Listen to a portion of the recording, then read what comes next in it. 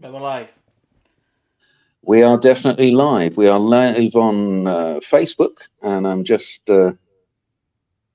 moving us over and putting us out live on Podbeam as well. And I can see that the Podbeam is working. So, welcome everyone out there in internet world. Here we are, autisticradio.com, the Spectrum Voices group. We're here reliably every Sunday, 6 p.m. in the UK until 7:30. And that's 1 o'clock Eastern Standard Time in the United States. Hello, everyone. Good Hello. evening. Well, we've just come from quite a discussion, haven't we? We made a recording about what it is to be part of a tiny little media organisation, and be receiving the publicity. Ooh, what am I trying to say? Um, the public-private issue. What is public? What is private? What is said that's okay, and how we respond to people. It's a minefield, but it's something I think we're negotiating. I think we picked our way across it without anybody sustaining any injuries. Yeah, Yes, yeah, it's a great positive thing. I think it's showing the progress. I love using this word progress and progression, blossoming. And it's great that we're doing that. Even though conversations can be quite tough because you're learning and doing and growing pains, I suppose. So, but it was all good. Mm. And it's I think it's really positive thing about us as a group is that we can be confronted with difficult situations and we can navigate them respectfully and as a group. And I think that's actually quite rare sometimes. So yeah, huge pats on back all round. Let's get self-congratulatory. But I think we have done as a group. I think we've done really well to yeah, to yeah. I think navigate we that and have. have that. Yeah. Do you know? For me, I think the way we managed to achieve that so far, um, and I have to say there have been times where we've misunderstood each other and we have got upset, different Mm. members of us. So it's not. This isn't Mary Poppins land, and we're dealing with some pretty tough issues. And and I know from my part, I'm learning as I'm going along, and I'm actually changing my mind on things by exposure to you guys as other autistic people. So that's important to me. The thing is the tone about how we communicate with each other.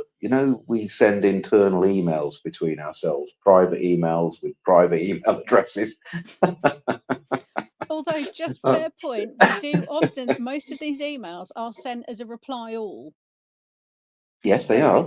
Yeah, within the, yeah. But yeah. what I'm trying to say though is that that is a kind of private group discussion thing that goes on. That reply all, and the tone of what we send to each other.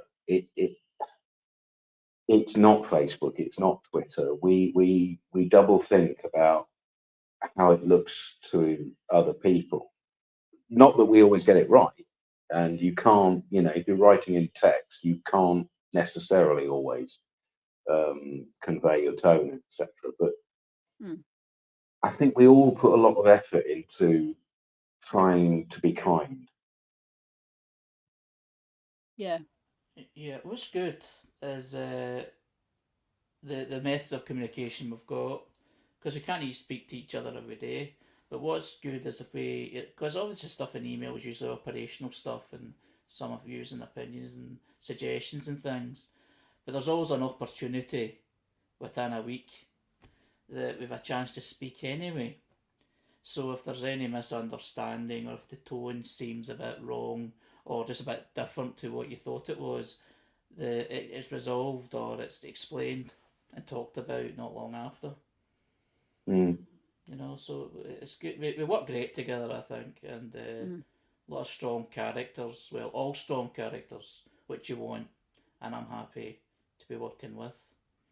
That's true. We are all strong characters, and we all Yeah. have come from extremely different situations and life experiences. You know. Anyway, right. I have a few things to talk about just for the meeting, and then as quickly as possible, I think it'd be nice to get onto the posts that I've been seeing. A couple of conversations are happening tomorrow. They're on the group calendar. I don't know if anybody's got that in front of them at the moment. Can do. Calendar. Right, I've got it now. So tomorrow at 4 p.m. my time, Alex Autism Adventures Abroad is coming back to us. And he's got a specific topic that we've talked generally, and I haven't edited up everything that I've had the fortune to speak to him about yet. But I think this one is one that I'll get edited up straight away. He's going to talk about his experience going through airports, and also his experience, I think, with passing borders. Something that's quite big for me at the moment, because in 2 days' time I have to go and spend 3 days getting my visa extended. Then at 8 p.m. my time, all right, 4 p.m. I've got a note on this. This is showing as 9 a.m. London. Is that right? Yeah, That's first thing in the morning. It is, because it's 12 p.m. in Indonesia. Right. It's 4 p.m. in Melbourne, where he is, and it's 9 a.m. in London. Yeah. Or whatever. That is written down. Yeah. It's a bit early. If anybody wants to join us on that. But the reason is he's using a co-working space over in Melbourne, and if he goes any later, it'll be too noisy. I'll be navigating the border of my bedroom at about that time. So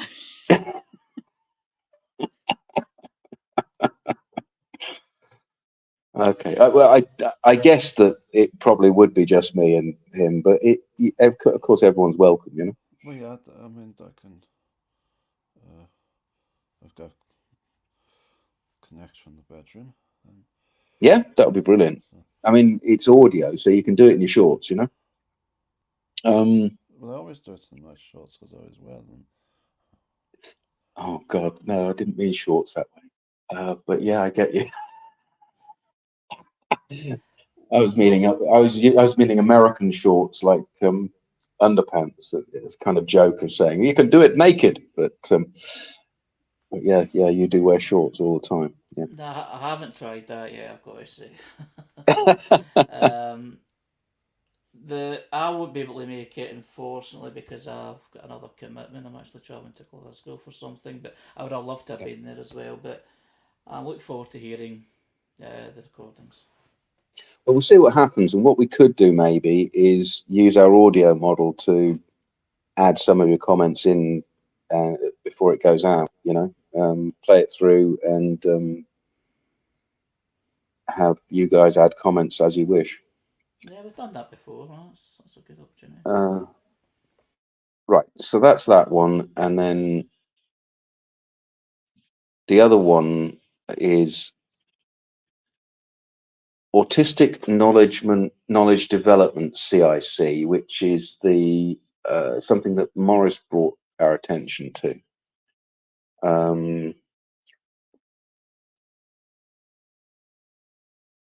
They're trying to create interchange between different autism groups and autistic groups. They've set themselves up as a community interest company. I've had a little bit of an email exchange with somebody whose name escapes me at the moment.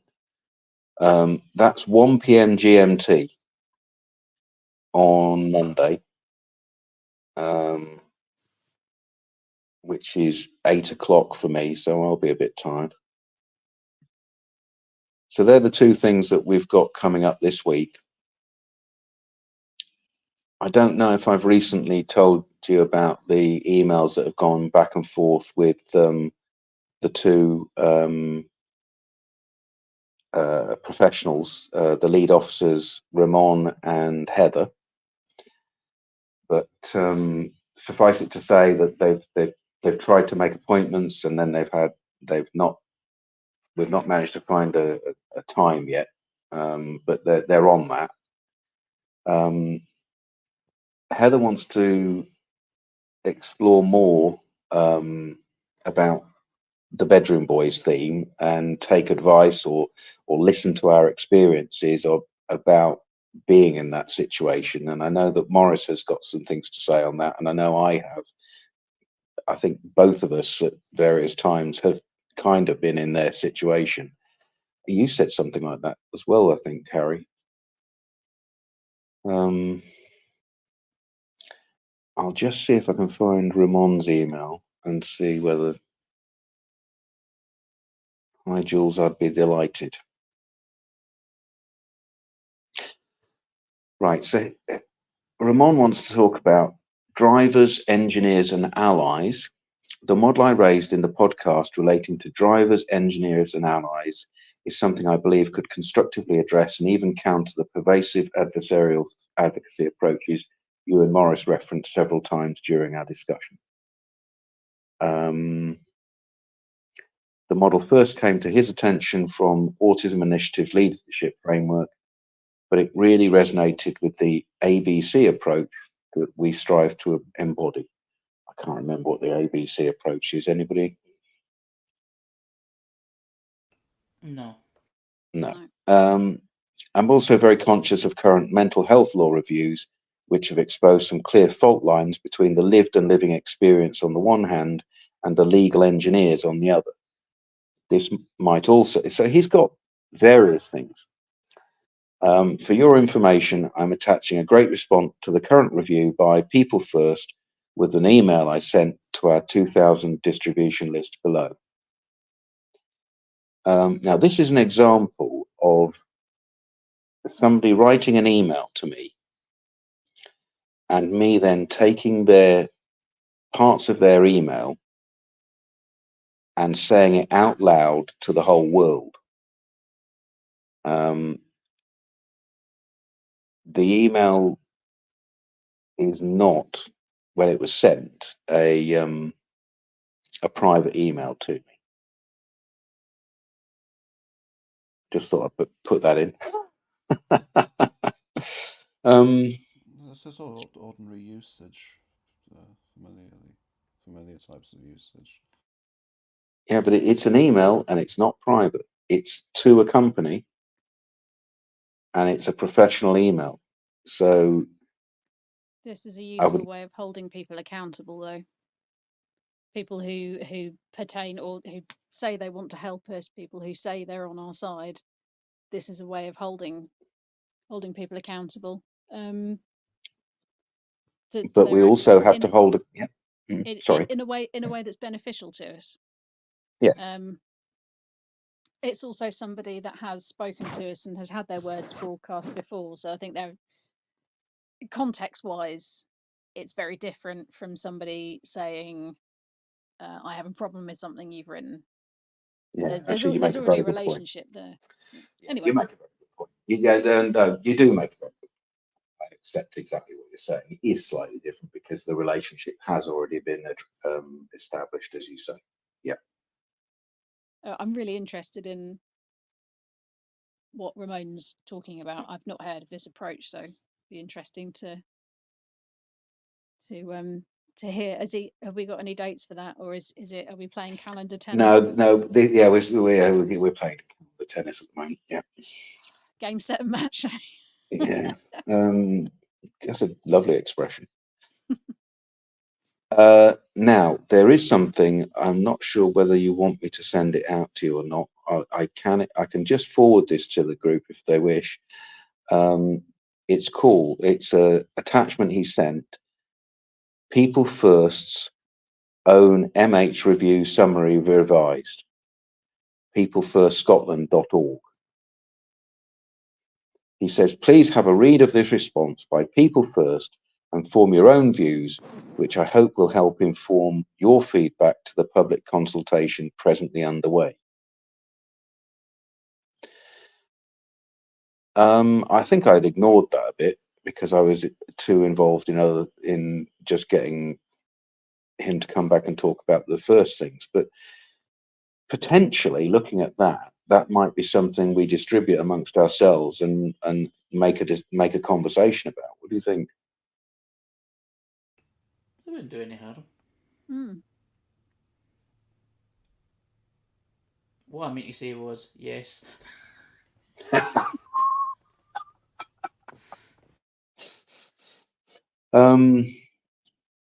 I know that we've got on the back burner two other things. We've got the possibility that Harry talked about, which was talking about driving tests and how that goes with autistic people.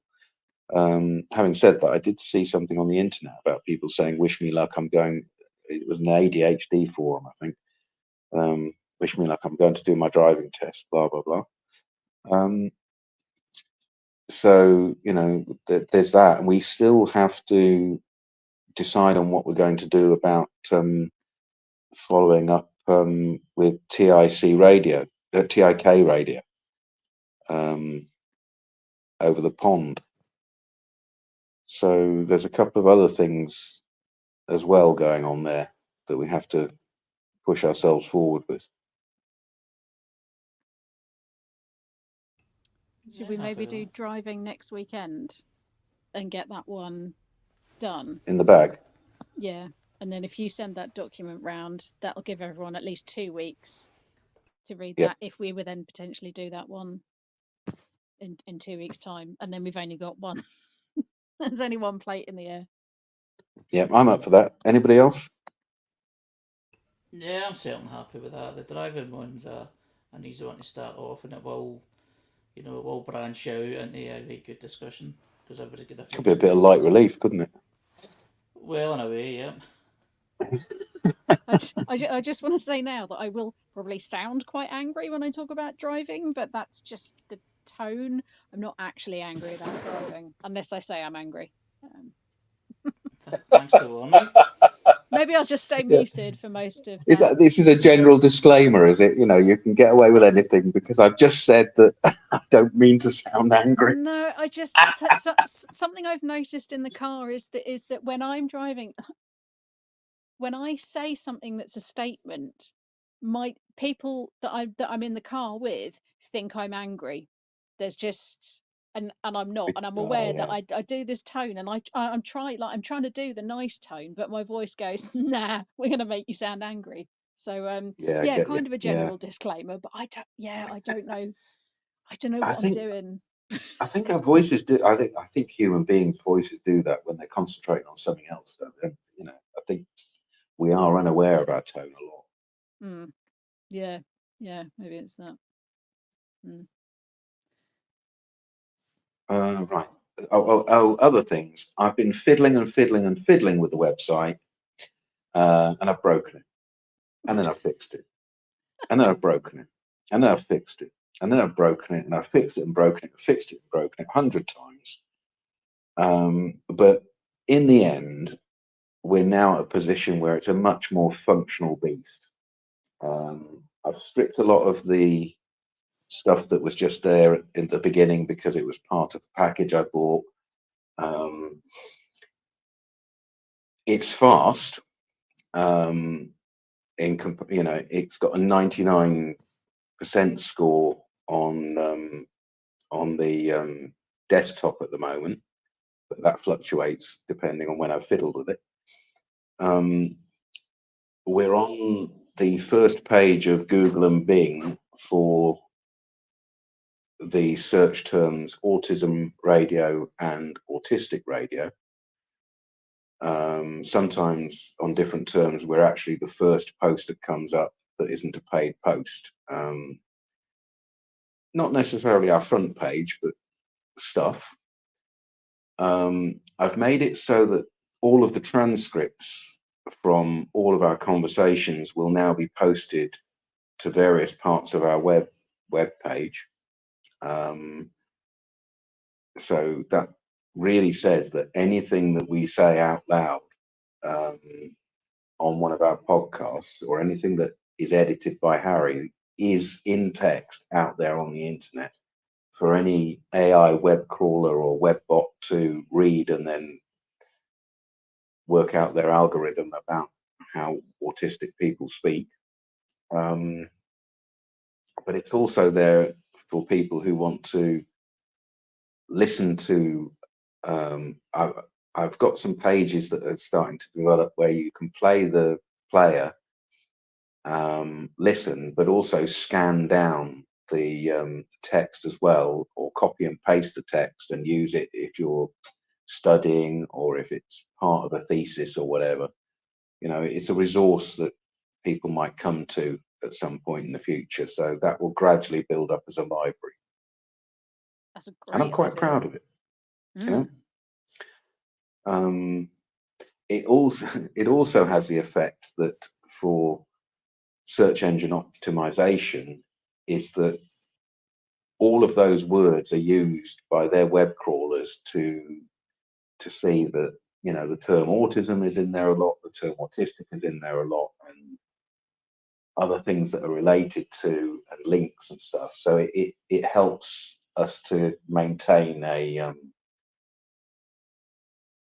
the first page in various places Yeah, that's until it, regular original content that's being that's being added a yeah, lot, which is the yeah, golden rule, isn't it, of SEO? So it's one nice, of yeah, nice work. it's one of the Yeah. golden rules. Yeah.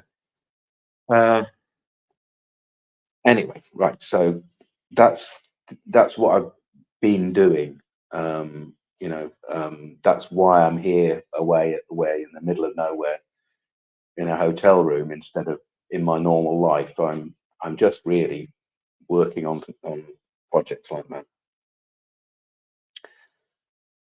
Another thing is that the badges are now, don't expect them to be sold a lot, but I've put a little 3-item shopping cart on the website.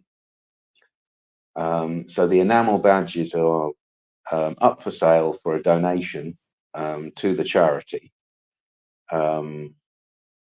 So all proceeds will go from those sales directly to the charity.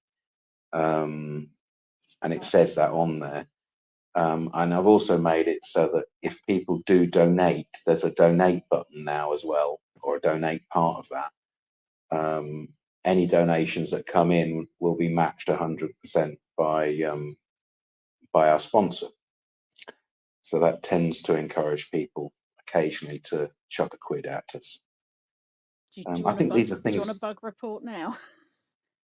I was on the transcripts page. I clicked shop donate on the top banner and I got 404. Well, no results found.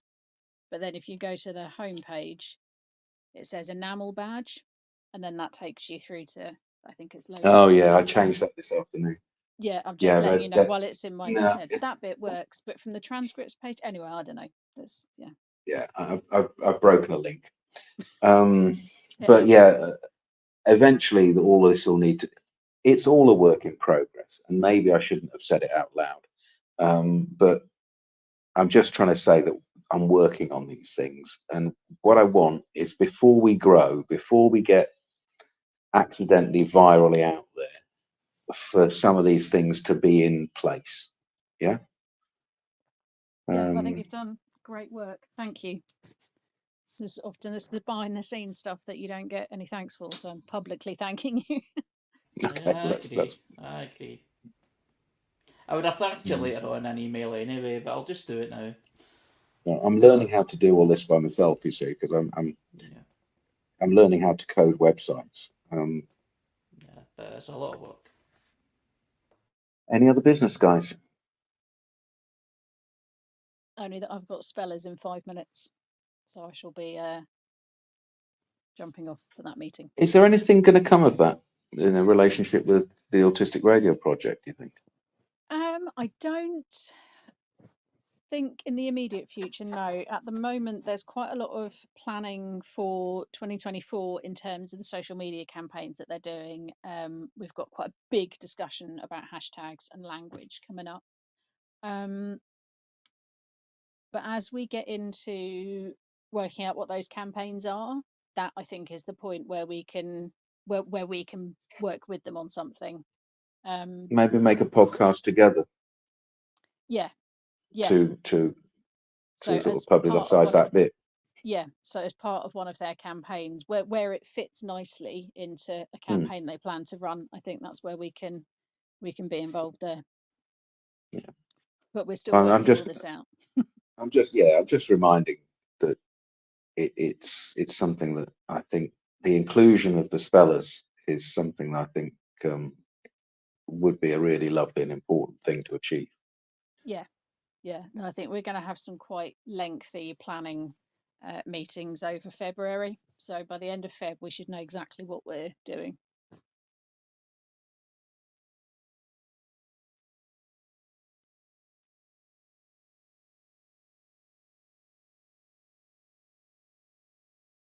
Okay, guys, is that okay? I haven't looked at Podbean for a while. Is Justin on? Yeah. So it mentions tech radio driving me crazy. We're on tech radio. It's about something. Tech radio is driving me crazy. Yeah. Just had a. Okay, I'm glad to hear you're feeling more positive now, Justin. That's cool. Remember, everything you say out there is in the public domain.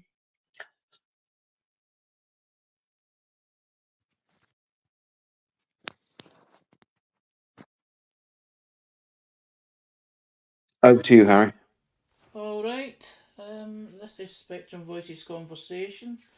Here 6 p.m. to 7:30 p.m. UK time, and every Sunday 1 p.m. 2:30 p.m. Eastern Standard Time, United States.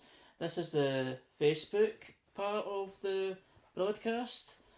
This is Sunday the 4th of February, so we'll just go through the posts that have been done in the last couple of days, getting into last week. So the first one is from Sunshine Support, who are a disability service, an award-winning special educational needs and disabilities consultancy.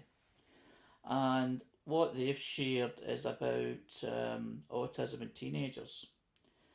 In the text, briefly, they say parenting and teaching teenagers can be tricky.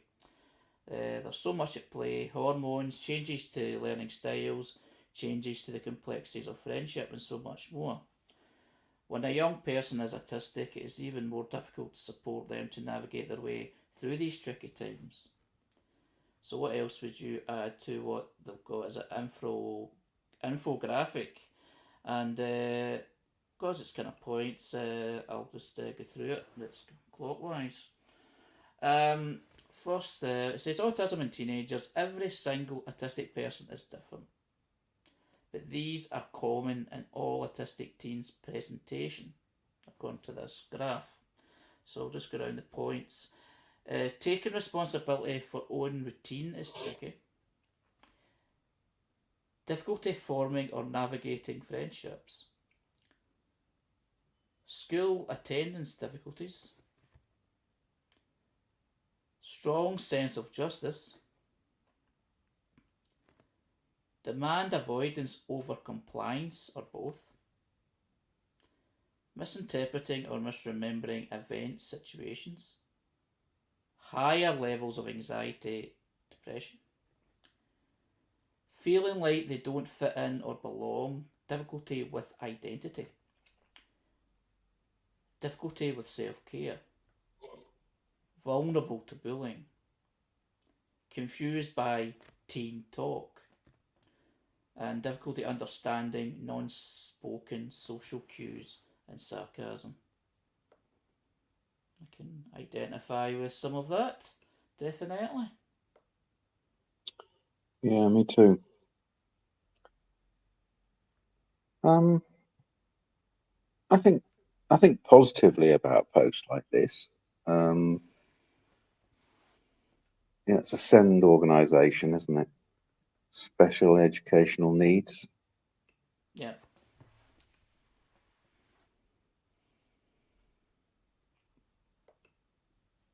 There's one that concerns me. because I think sometimes it's used against teenagers, and it leads to them not feeling believed. And while I want to be really positive about what they've put here, I do. There's one thing there that sort of jumps out, and it's this misinterpreting, misremembering events and situations. And I sometimes feel as though that's used against teenagers, and there's a kind of not being believed. You know, you must have misremembered. Do you see what I'm saying with this? Yeah. Yes, I'd like to know what medical framework or DSM that comes from. Yeah, where is the source for that? I mean, I think all human beings misinterpret and misremember events and situations. And I think also that is something that happens particularly during adolescence, because the brain is very plastic. It's growing in all kinds of ways. There's all kinds of hormones going around it. But I don't associate it particularly with autistic people. Do you? Well, Autistic? No. no. Thinking about it, I certainly don't. Can't even think of an example. When I think about events and remembering events, it's actually remembering in great detail and dwelling on it. Not misinterpreting it, but overemphasising, and sometimes overemphasising what might happen. So sometimes it's actually the opposite. It's like it's too vivid rather than you understand it a bit too much, but you're making more of it than it actually might be. So yeah, I'll agree with you on that one. Yeah, I see what you're saying there, and I think as an adolescent, I would feel as though I remembered the event in real detail because it was affecting me a great deal. But then non-autistic people, particularly people in power like school teachers, would undermine my certainty and my knowledge by saying, you know, you're misremembering that. But I feel as though actually they were misremembering because they weren't remembering in the detail that I was. And that felt unjust to me. Yeah, the overview instead of, facts retained. Yeah. I've come across sometimes there's a problem with autistic people in town care services, more dependent on care, having the professional believed instead of them by default when there are issues. Well, yeah, that's the thing, isn't it? Yeah. That's very much the thing. The power determines who the default goes to.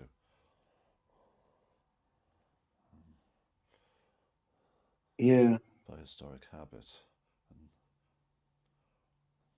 I mean, look, all the other things I think I'm fairly up with. But that one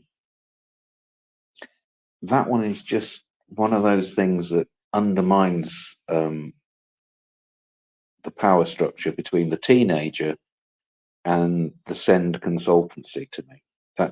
Sorry, undermine the power structure. I don't mean that. What do I mean? I mean, it creates a power structure that's unequal between the teenager and the people who are trying to help the teenager. Not being believed. And if they say to them, if the organization says to itself that autistic teenagers often misinterpret or misremember events and situations, that gives them the catch-all to say that our reality is not reality. I don't want to use the word gaslighting.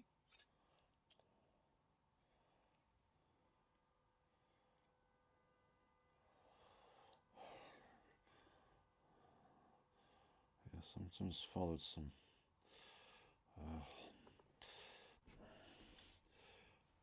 biased descriptions of purported reality and turned into facts and making the list. Listing that into it.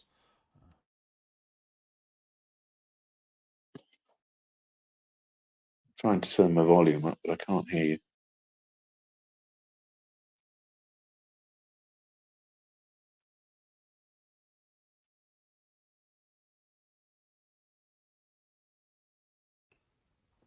They're finished, okay. Oh, that's a bit louder. When you said you finished, it was louder than when you were talking.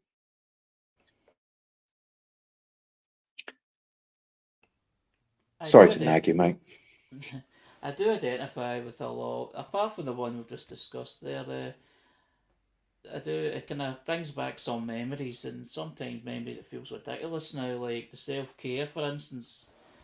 For some reason, I stopped brushing my teeth properly during my teenage years, and it caused quite a lot of problems. I didn't lose my teeth, thankfully, but I did stain them. And it's just like, because you go through a hard, it's just like, everything's such an effort. Yeah. And brushing It's teeth hard. was one of them. Yeah, but then it's definitely the high anxiety, stress, depression. So a lot of them. School attendance difficulties, though. I always would go to school, but it wasn't because I liked it. It's because I would feel lost without it. I mean, I was terrified to leave it in the end. That sort of, you've got to leave school and get into college or university or get a job, which is another topic altogether. But the school attendance I never really had a problem with unless I was really strained and I would refuse to go to school. Maybe that's what that's referring to. But most of the time I did go. But yeah, everything else. I think I would say that almost everything here is the normal human experience, but it tends to be exaggerated in autism. Yeah.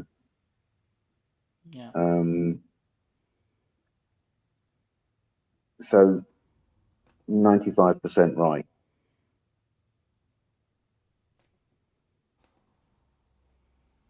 The ones with society, there's more friction, I suppose. There's friction with the autism as well as with the teenage. Yeah, that's a good way of putting it. Friction, yeah.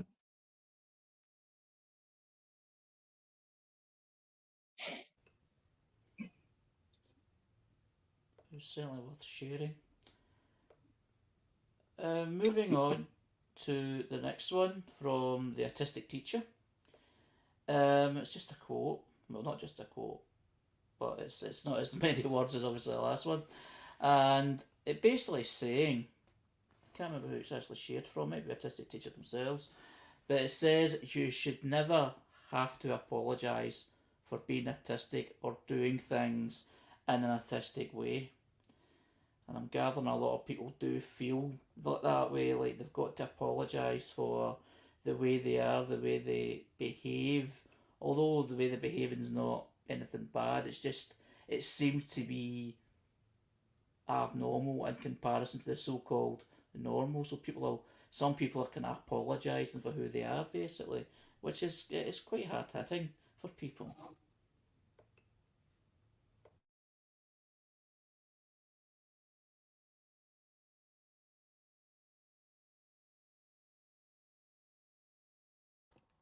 Such as the difference made by knowing it is an autistic way and finding out, knowing we are. Therefore, I think not hiding it from kids. that they are.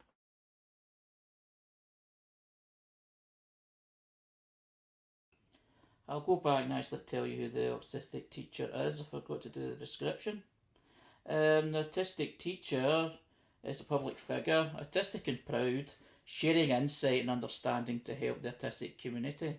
So that's a quote that's, one of them to, sort of inspire, think about, and certainly not feel ashamed.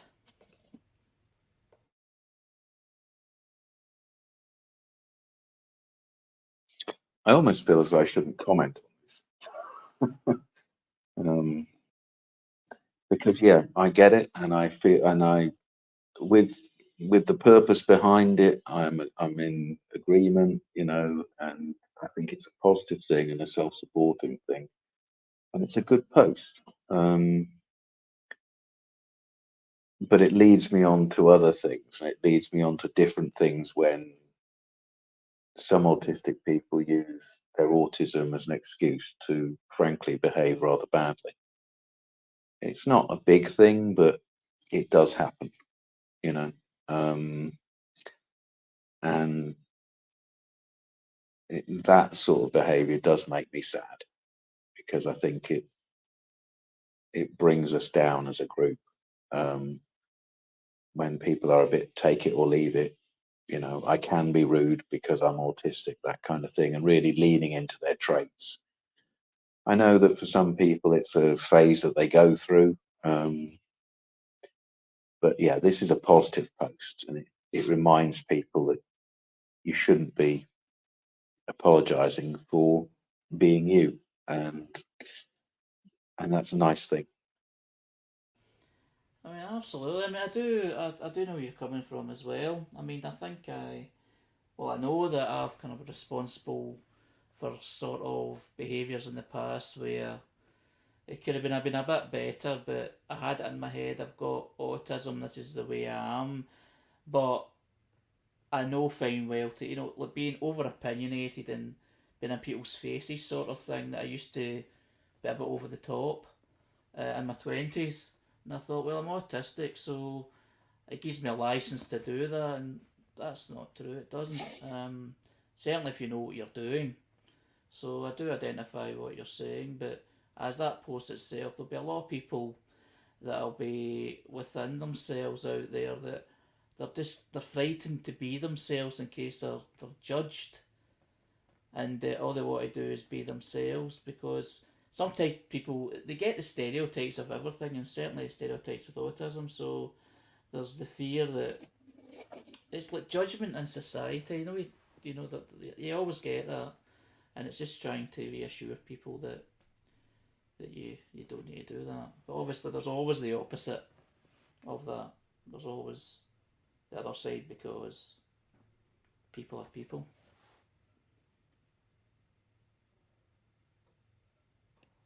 But how you treat others is, I suppose, its own issue. The kind of like routinely understood as its own issue. So no sentiment about defence to ourselves has to be carried to the extent of doing wrong to others, because then that's its own different lines across. So we can take all such sentiments within the boundary of fair coexistence.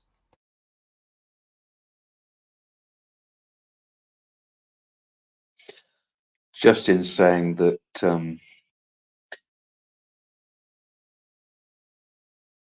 no, you should never apologize for being your autistic self, exclamation mark, quite strongly. And he also says being proud of who you are is very important. And I have to say I do agree with the way he's framed that and those sentences. I think that's a good thing to be saying, Justin.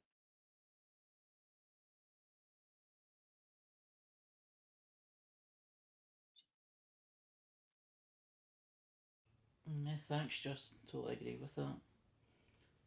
Because that's what it's all about in the end. Because a lot of people do feel that I'm basically repeating what I've said already. People feel within themselves that they feel kind of embarrassed because the way that the society around them or the company around them or the family even may make them feel that way. But that's a good way of putting it across, Justin. The next one is actually Lizzie's blog. Actually, Autistic Adult. I didn't realise she wouldn't be in the broadcast today. It's about how overwhelm impacts employment prospects when you're autistic. And it's actually linked to what we have been discussing about. Will I leave this one, or because Liz isn't here, or will we just discuss it? Well, why don't you just go on a little bit of it, and then we'll come back to it. We just need to bookmark it somewhere and come back to it when Liz is there. Yeah. So what this is Lizzie's blog, actually, Autistic Adult, and it's about how overwhelm impacts employment prospects when you're autistic. Us, the Autistic Radio team, have made a recording based on conversation starters based on employment. One of the prompts was about the recruitment process, and myself mentioned that one of the reasons I find, talking about myself, the application process hard is because each application stands alone as a single task. The idea of having multiple applications out there is anxiety inducing and stressful itself.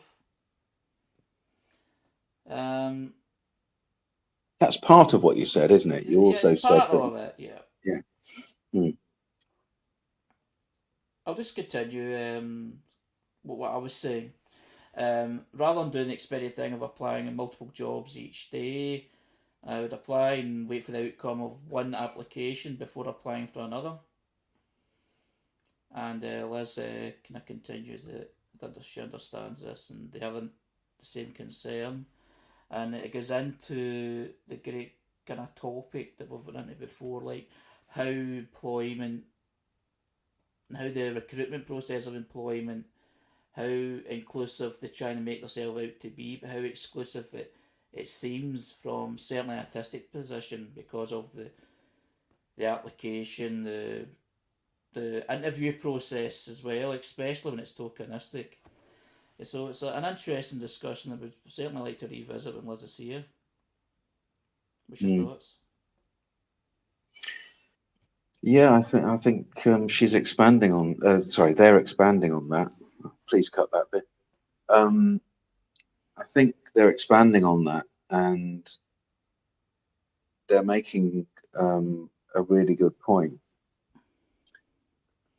From the business point of view, they're in a situation where they are considering buying an email list, and from my experience in business, buying email lists from brokers is generally a dead end. It's normally better to actually make quality contacts rather than trying to send out prospects. So that kind of fits with the idea actually of applying for one job at a time in some ways. In some ways, the way we do it, applying for one job at a time, means we do concentrate wholeheartedly and fully. So sometimes that actually is the best strategy. Though I think there's a balance between that. There's a difference between applying for 100 jobs in a week and making quality applications to 2 rather than 1 at a time. Do you know what I'm saying? Yeah, so a gradual sort of kind of step-by-step thing. Same Yeah. with a lot of things that you learn, and things get a bit easier as you progress that. I just I always found it interesting when someone would say to me, didn't have to be autistic, but just the general kind of job search thing of apply for this and this and this and this, and it's just in my head. Them just saying that to me is like, wow. Yeah. And I don't know Who is that? why. Who's saying that? It was like someone in conversation. It wasn't Liz. It was just conversation that I've had over the years, because I've been to all different kind of courses and groups where it's like work related groups where people are out of work for different reasons, usually through health. And the strategy, the more confident people kind of go out and do the multi application thing, and just keep going, and then hopefully they hit the jackpot with one of them. It just seems, it just fry my brain. But it might, well, I'm being maybe a wee bit hard on myself, but maybe my approach may appear lazy to others. It's like, what, one? Come on, make an effort here. It seems like it's lack of effort. It's got nothing to do with that. It's about coping mechanism. Because I don't want to apply a job for the sake of applying for a job. I want to apply for a job that I feel that I can do. Yeah. I know that. Yeah. I know there's people out there that they've got different reasons for what they do, but that's why I approach it that way. Scanning down, because that is quite a long post that Liz has put out there. Yeah. They always word things really well. If there's one major thing I have learnt about my neurodivergence over the last year, it's that I need to listen to what my brain tells me. It's the same as my gut in terms of intuition. I can only ask of my brain what it is willing and able to give. And if it says 6 is enough for this week, I'll listen. And then maybe next week I'll send 10. That's kind of, that ties in very much with what you were saying about the sort of step by step, and a little bit about what I was saying about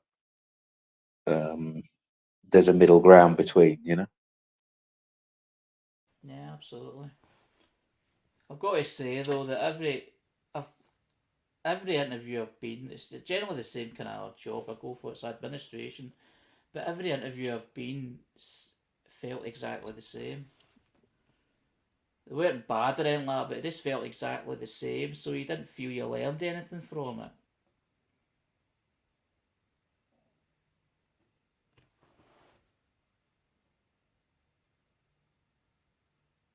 Just a point.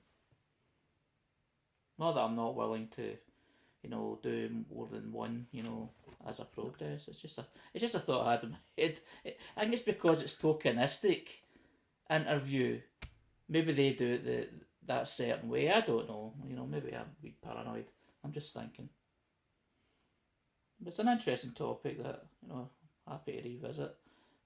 I think for your own health at the moment, we need to move off this subject. Yeah, but nearly crying. Right, we'll definitely move on. The next post is from That Autistic Lady. Great name. Yep, a digital creator, content creator of autistic, ADHD, and dyspraxia things. And it's called, it's a post called Small. I'm not sure if it's a poem or just a description, but I'll read it anyway because I liked it and I think it's very relevant. Small. I've always felt confused about the fact that throughout my life, some people have assumed I'm laid back, passive, patient, and would avoid confrontation. Then suddenly, when they realise I'm not any of those things, they'd be shocked. I'd be frustrated and left wondering if they simply not read me correctly or didn't know me as well as I thought. It's been a consistent problem that's left me wondering if it's me. Am I doing something wrong? Yes, I am. I'm naturally assertive and tenacious. I have opinion in everything, and I'm not sure what patience is. Although I don't seek confrontation, I thrive in it, and there's only one person I know who I can't keep up with an argument. They aren't personality traits I like to admit or that I'm proud of in any sense. They can come across as too much or difficult and they easily irritate people. For most of my life, I felt on the outside looking in. I felt I was different, so I moulded myself into a more acceptable version of myself. Something far beyond masking, although that does come into play to some extent. I shrank my very big and boisterous personality to please others, and it backfired every time. I've grown to understand being autistic, ADHD, and dyspraxic is for me in my 30s, which I've been unlearning decades of damaging ways that have prevented me from being my authentic self. It has taken a huge amount of self-compassion and self-acceptance to understand that I am not too much, difficult, or small. I am ambitious, driven, kind, loyal, funny, intelligent, strong-willed, outspoken, and I stand up for what I believe in.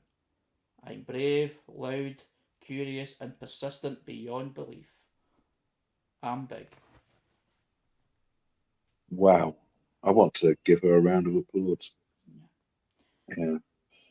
It's so nice, so lovely put together. It's like a journey. I kind of like these posts. It's like you're going through a journey, like somebody else's personal journey, and the words just kind of, they do hit you. They're quite powerful.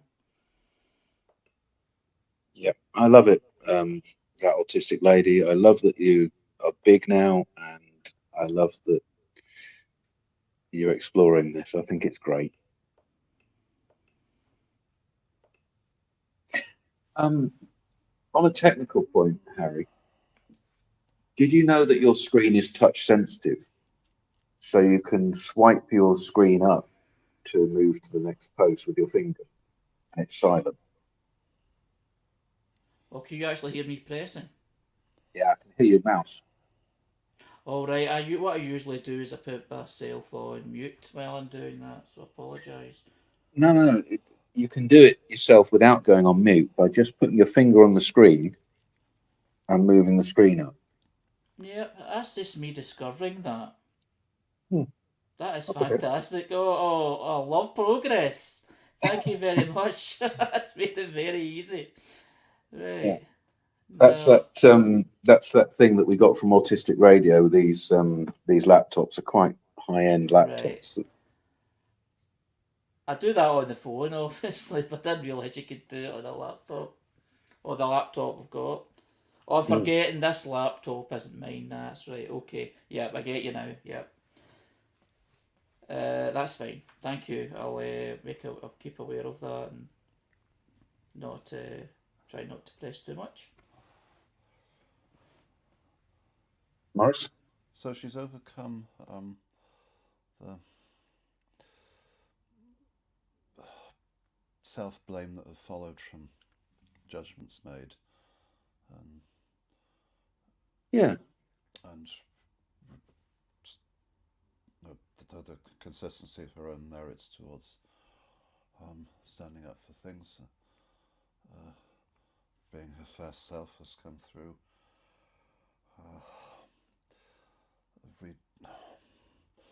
Reclaiming a fair place and self-image. It's a recurring thing in other people's behaviour if we end up our characters judged for the fact of getting into issues, and I'm familiar with some of that experience. I've found that I found a pattern where I can be, mind I'm nice, but I think I come across projected less assertive than her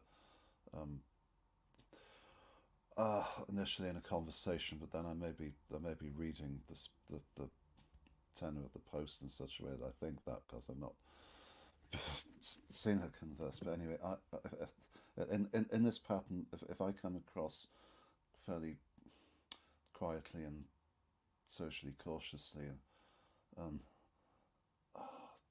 well,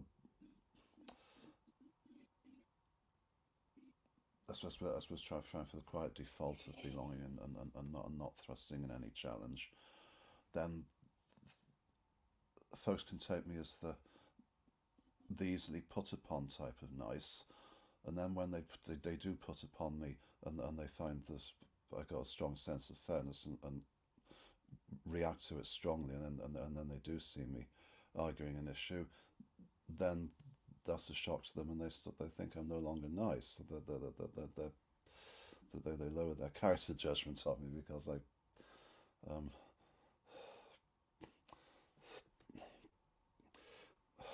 stood up. That stood up to it didn't feel quite right, because I reacted duly strongly. It's a good one too. Are taking advantage of.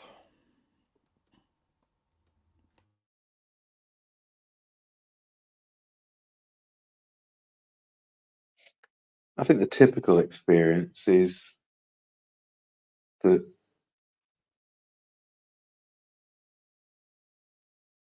we are quiet in a conversation, we go along, and then suddenly we outburst. And I think there are reasons for that. I think it takes effort to speak out sometimes, especially when you've been trying to keep your head down and not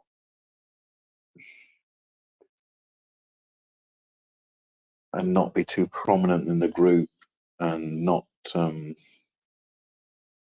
have attention brought to your difference, etc. And then when you must say or must do something, people perceive it as out of the ordinary, too big for what it is, etc. It's like the fizzy pop in a shaken up bottle. We're holding it, and then you open up and it goes everywhere and fizzes.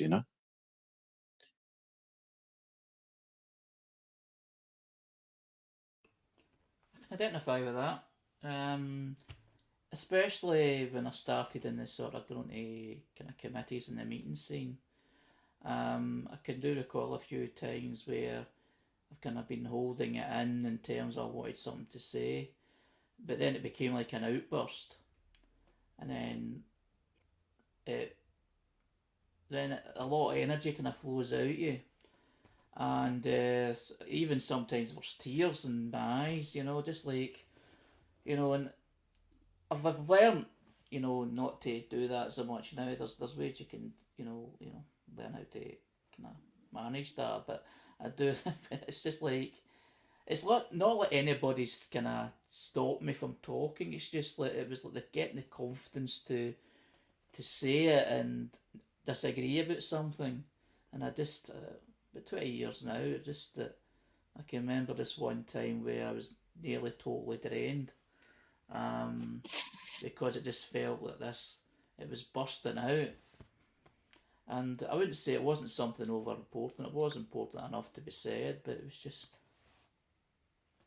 because I wasn't used to doing it, I suppose.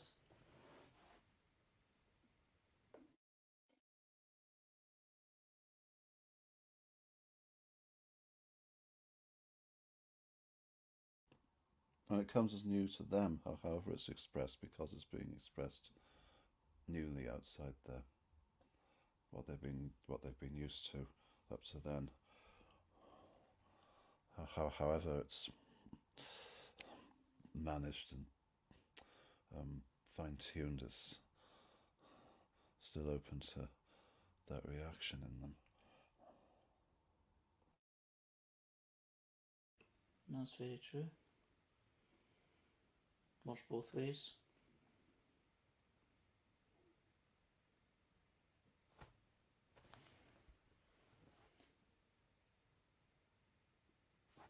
The next post is from Autistic and Living the Dream.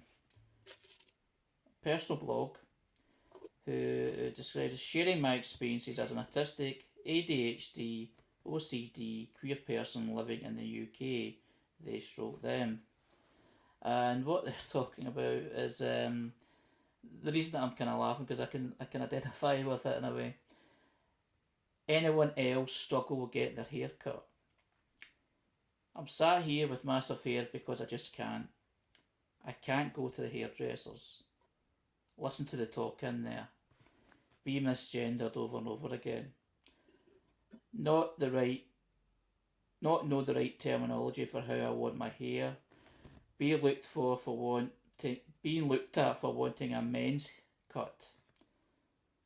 It's too cold to get my hair cut off. But when I get home, I take off my hat. My hair is so annoying. It's touching my collar. It's getting hot and itchy. The fringe gets in my eyes all the time and gets greasy too quickly as I put my hands through it constantly. Washing it, drying it, brushing it, it's just too much. Especially where I have another human being's personal hygiene to look after. I'll wait another week.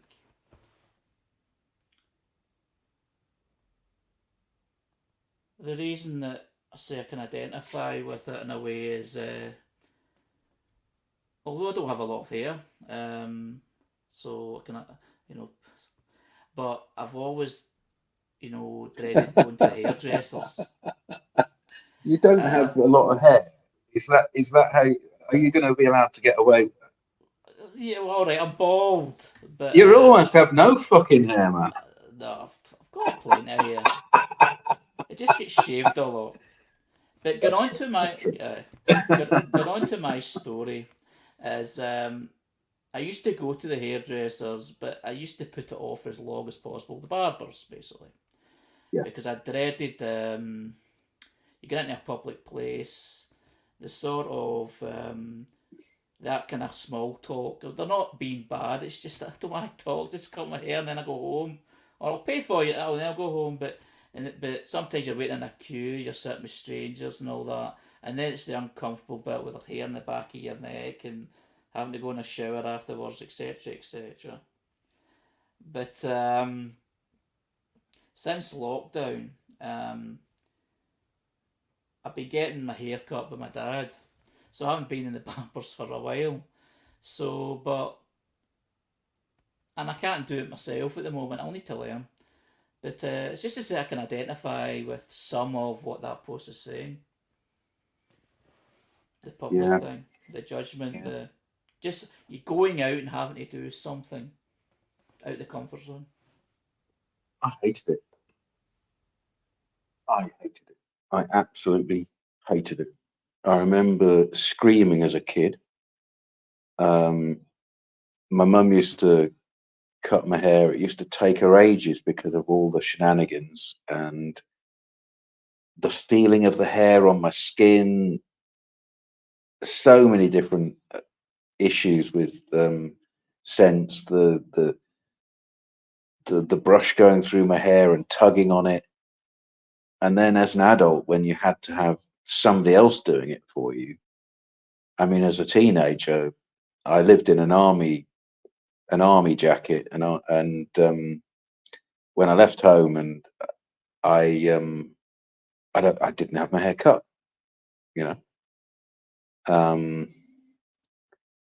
I then got into having it cut at a period of my time and had it cut variously short in different places, but I never went to the same barber twice because I never felt comfortable going back to them. I'd just try a different one, and it was generally a really uncomfortable experience. I would go through all the social stuff of all the small talk and all that stuff, and then I'd come away feeling, well, I don't think I can go back there again, and I'm sitting here now as an old guy losing my hair with one of those ponytail businesses that people laugh at and call, I don't know, there's various words for it.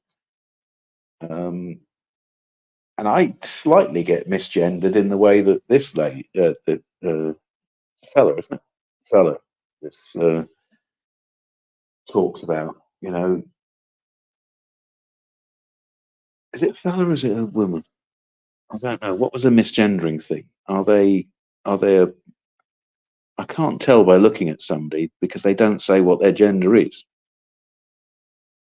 Are they female? Whereas when the name is that autistic lady, Oh, she's wanting. Oh, with the maybe autistic lady, isn't it? Yeah. Okay. Right. So I've just No, misgendered her.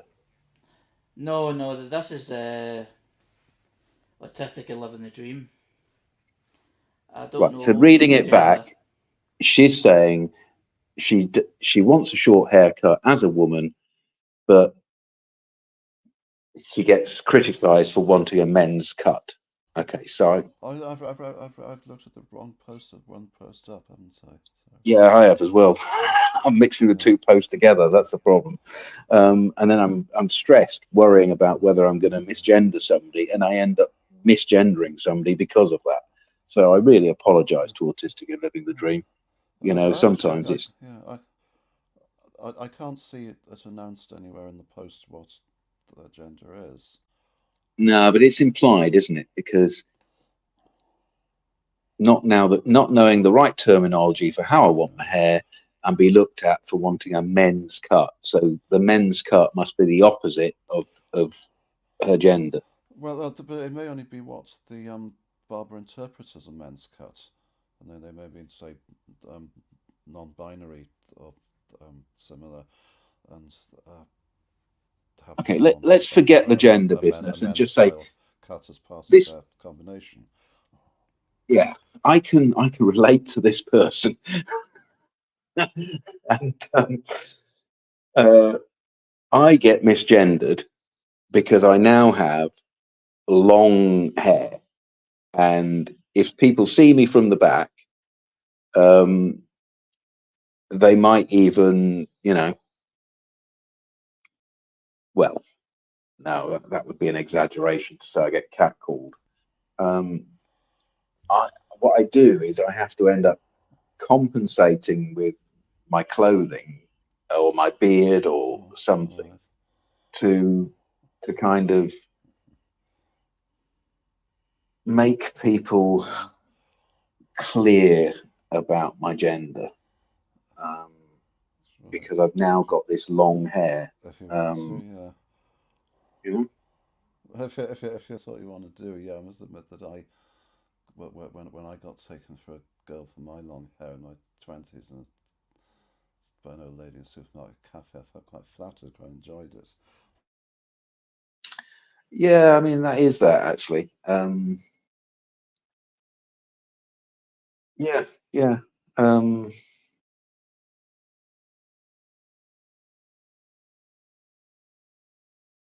To be fair, being misgendered isn't that big a deal to me. I find it funny, but I do sometimes think it is a good idea because of the way society is to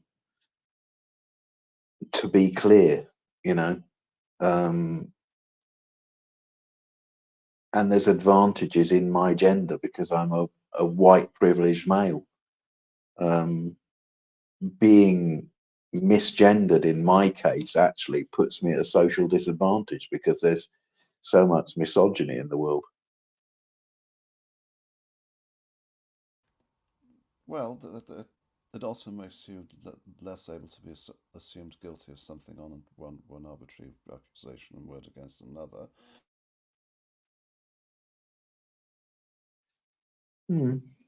I don't know. I'm just saying swings and roundabouts to think of.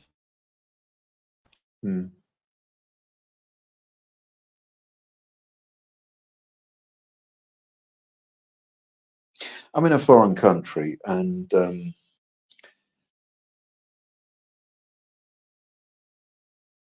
I've had difficulty with my hair.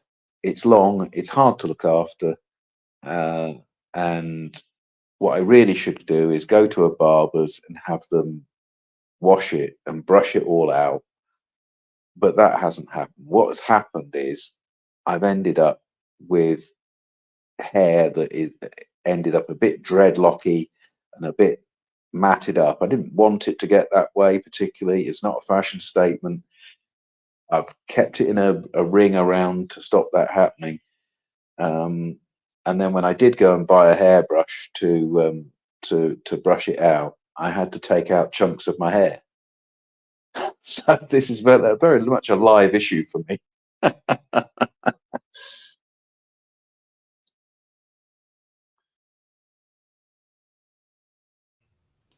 Such is life. I'll never moan as a bald man again. The thing I get agitated because when the hair grows, I just say, oh, it looks stupid because it's wee islands of hair and things like that. But after the stories, I mean, reading from obviously the post itself and hearing yourself and Morris who've got longer hair, it's like, shut up. I don't even cut my own hair. I mean, it's not like not going to the barbers is a problem. Just my dad does it because he's bald as well. I inherited the baldness. It's the same kind of hairstyle, just different colour. But it just shows you the kind of... It's things you don't usually talk about, like going to hairdressers or barbers, and then these things come up. You go, I can identify with that person is saying. You know, it's just... Especially when you're going out and you're dealing with the public and getting out your comfort zone. Yeah, there's a lot of stuff in here that she says about touching her collar, getting hot and itchy, the fringe gets in her eyes all the time, and it gets greasy too quickly because they're all of those things. Everything she's saying here, I think a lot of us are going to identify with. Note to the edit when you're editing this: there's a lot of stuff I want you to pull out from what I've just said before that. Yeah, that's fine. It goes without saying because we're speaking live, and that's fine. The next post is from AUDHD Surplus, who used to formerly known as Autistic Surplus, and it's about labels. And the picture it says why people ask why would you want to label yourself, and the answer being so I can replace the labels of troubled, problematic, lazy, and bad. All those kind of words that it's thrown at people. And I'll read the text below as well, it kind of sort of explains it. Notice people only care when you start to label yourself for positive reasons. But when other people label someone who's struggling as there are other things, they just think and you should just accept it. We've all been labelled incorrectly and unfairly by a society who has understood us even less than we usually understood ourselves. Rip those labels off and replace them with the truth, with your identity, not what you are forced to wear as an anchor around your heart and soul.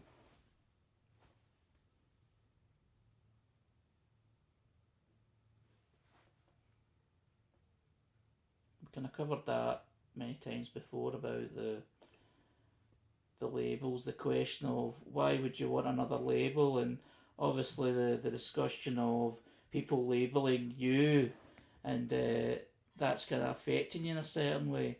But the way to counter that is to label yourself in a positive way which suits you. What's your thoughts on that?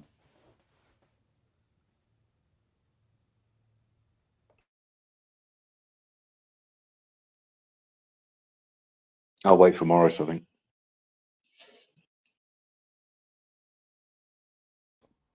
As you know, Morris was coming up with anything. I don't, and I just would be more interested in what you have to say than what I have to say.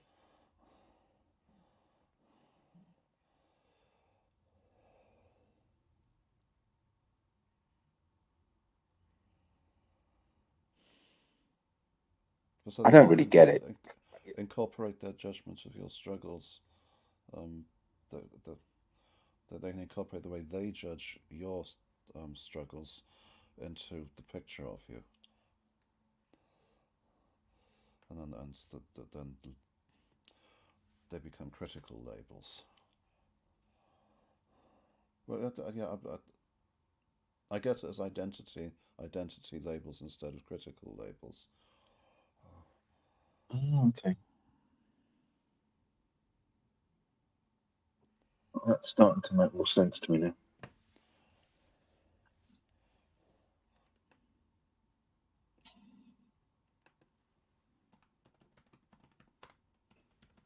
Yeah, a lot of people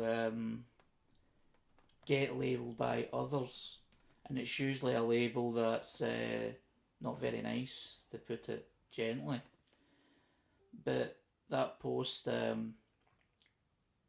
post, puts across that you don't need to put up with that. You know, you can choose your own label to identify yourself, because only you knows you, and you know, it's just a sort of kind of freedom thing to break off the shackles of things that you've been described as and labelled as, depending whether it's medical terms or just how people are assuming how you look and how you behave and other people's opinions of you or judgments of you.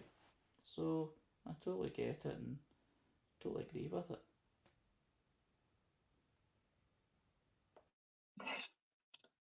A lot of this is beyond my experience. You know, I've lived a very charmed life as an autistic person in many ways. I don't think I have been particularly labelled, and the labelling has never got anything to do with autism because I'm so late in my diagnosis.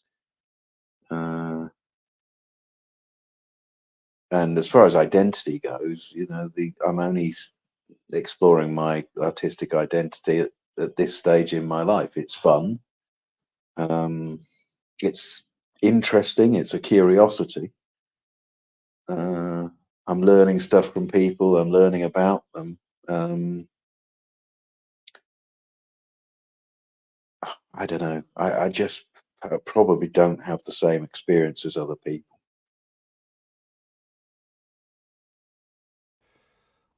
They're the type of labels that go back to the teenage posts and that you get for failing at school. Well, the label I got then was disruptive, anti-establishment, uncooperative, antisocial, anti-society. Well, a lot of those are similar types of label, yes. Yeah, but I leaned into them. I was all of those things, and they fitted me perfectly. Antisocial. I mean, you can attach that to being autistic, and socially engaging was being taken as antisocial. I didn't see it as a negative. You know, I saw it as an affirmation of my young burgeoning identity as independent and different from everybody else. You know, I've always celebrated in being completely outside the mainstream. I haven't wanted to fit in as much as a lot of other people seem to want to fit in.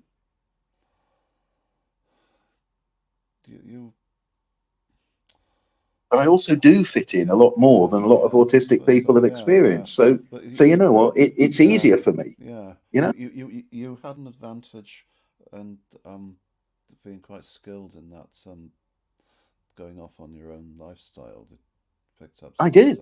I could turn it around on people. I could, you know, I could take the bullies and twist them round. You know, I was very lucky, very fortunate. So that right from the beginning, I'm saying my experience has not been as difficult as most autistic people seem to express. And I think that partly when I get diagnosed, that's why I feel positive about the whole thing from the get-go. I mean, when I first started talking to you in our regular sessions,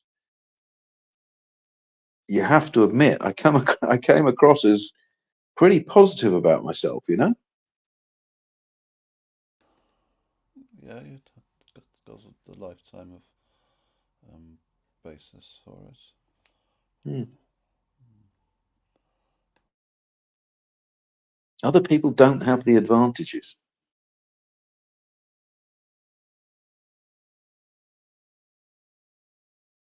I was angry and upset and feisty and all those things that they labeled me with, and I was in a difficult place. Being adolescent, being autistic is two things to deal with at the same time. But I don't know, it just doesn't seem to be it. I don't know. I seem to have had some kind of advantage of being in a better place and being able to resolve it and being able to rebel and go off and just be okay about it, leaving home at 16 and getting out there in the world and exploring it. Other people don't have that. They certainly don't nowadays in the modern world. They can't get away from social media and they can't escape their own hometown. I was able to.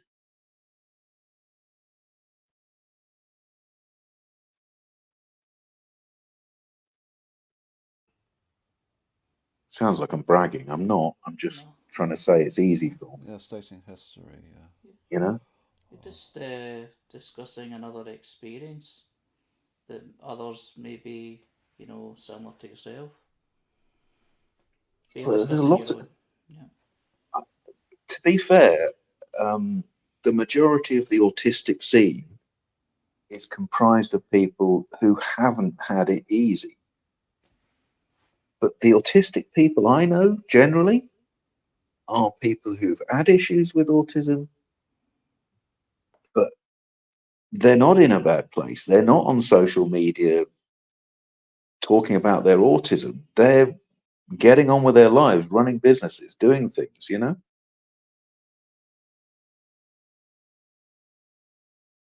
It's not a big part of their life, even if they are autistic. I'm unusual amongst them that I have decided to make looking into autism one of my things. There's a bigger population out there that just go, oh yeah, neurodivergent, yeah, I'm odd, yeah, not autism, yeah, so what, The people we hear from within autism are the people who've had the toughest time.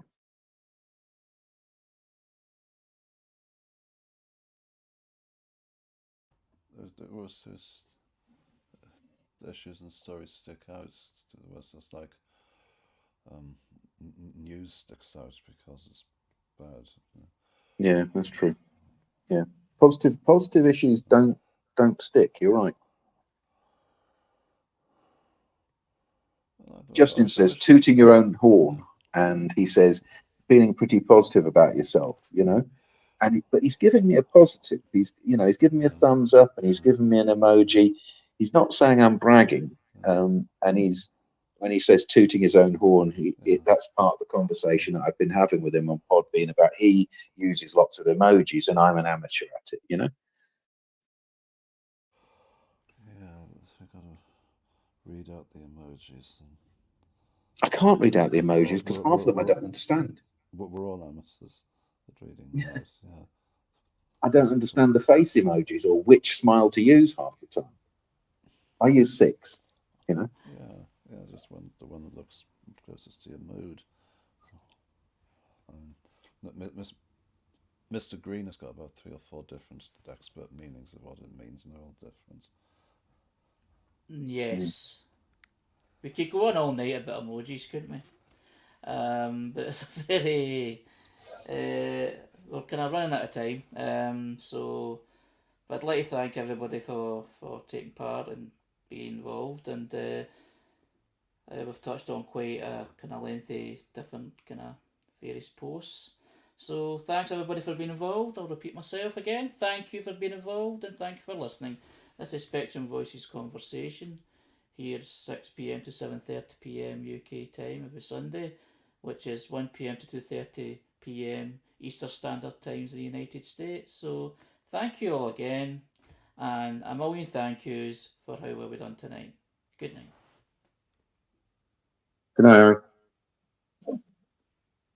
Good night, Morris. Good night, Justin. Good night, Jim Bob, Mary Ellen, Sue, the whole lot of everyone.